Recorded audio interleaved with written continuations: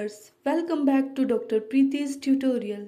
कल हमने बात की थी कॉकरोच की लेग्स के बारे में।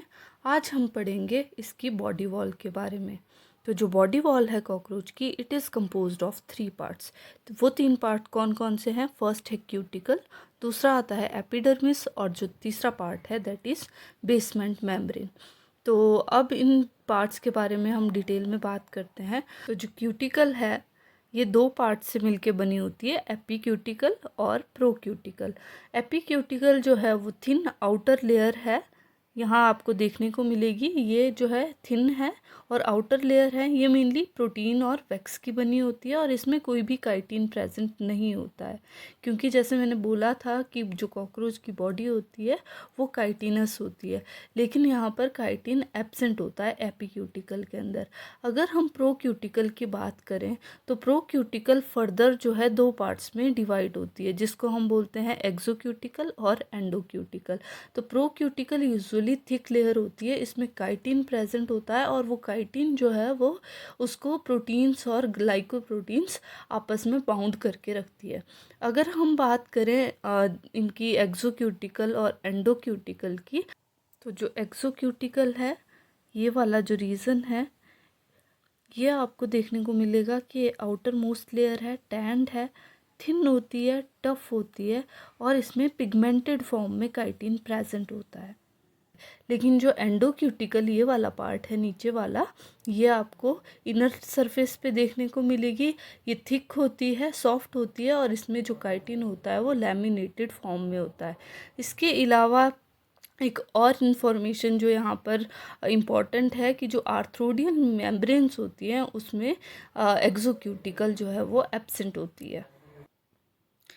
नेक्स्ट जो लेयर आती है दैट इज़ एपिडर्मिस और हाइपोडर्मिस भी इसको बोलते हैं।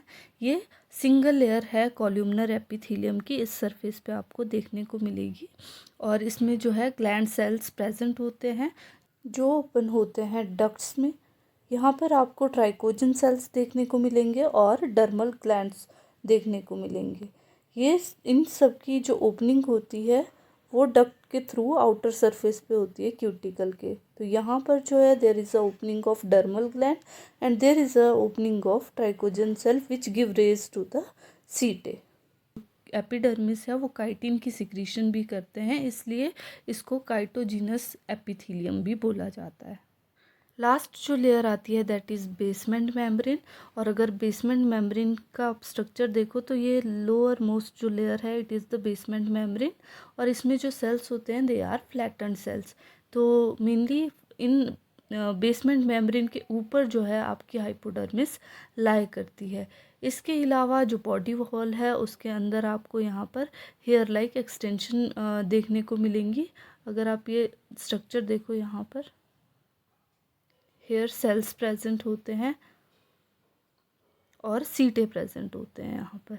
अगर हम बात करें इसके फंक्शन की तो बॉडी वॉल जो है ये बॉडी की फॉर्म को मेंटेन करके रखता है, प्रोटेक्शन प्रोवाइड करता है, इवन ये सरफेस प्रोवाइड करता है for the muscle attachment, respiration में हेल्प करता है और जो क्यूटिकल की आउट ग्रोथ है वो sensory, defensive, feeding, copulatory and locomotory organs की फॉर्मेशन के लिए रिस्पॉन्सिबल होती है।